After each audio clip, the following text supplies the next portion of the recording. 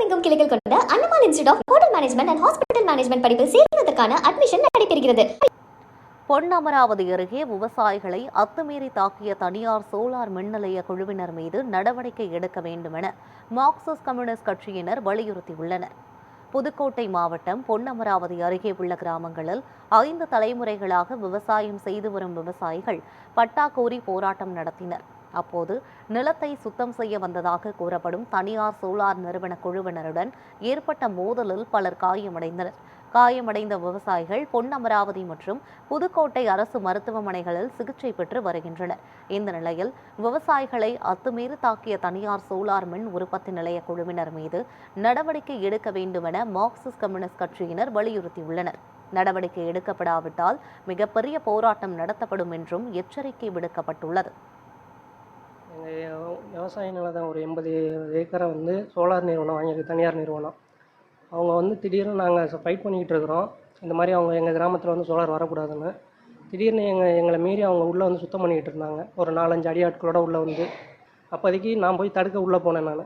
போன எண்ணெயும் அவங்க அடித்து காயப்படுத்தி ரொம்ப சேதாரப்படுத்திட்டாங்க. 8 மாத காலமாக நாங்கள் எல்லா இடத்துலையும் நாங்கள் சிஎம் வரைக்கும் மனு கொடுத்துருக்கோம், கலெக்டருக்கு மனு கொடுத்துருக்குறோம், தாசில்தாருக்கு கொடுத்துருக்கோம். எங்கள் கிராமத்தை காப்பாற்றி கொடுங்கன்னு நாங்கள் இப்போ பல வழியில் போராடிக்கிட்டு இருக்கோம்.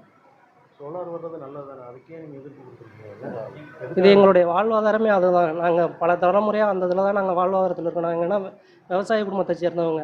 அந்த நிலங்களை போட்டு போச்சுன்னா நாங்கள் வாழ்கிறதுக்கே தகுதி இல்லாமல் போயிடும் எங்கள் கிராமம். அங்கே அதாவது சோலாரை அமைக்கக்கூடாது என்பதல்ல மார்க்சிஸ்ட் கட்சியின் நிலைப்பாடு. சோலார் அமைக்கலாம். எங்கே அமைக்கலாம் என்று சொன்னால் அரசனுடைய புறம்போக்கு நிலங்கள் அல்லது வகையற்று வக்கற்று கிடக்கிற புறம்போக்கு நிலங்களில் தரிசு நிலங்களில் அமைக்கலாம். முப்போகம் விளையக்கூடிய இருபோகம் விளையக்கூடிய நஞ்சை புஞ்சை இடங்களில் போய் இங்குதான் சோலார் அமைப்பேன் என்று சொல்வது இது சட்டத்திற்கு எதிரானது. பாதிக்கப்பட்ட விவசாயிகளை நாம் இன்றைக்கு நேரடியாக சந்தித்தோம்.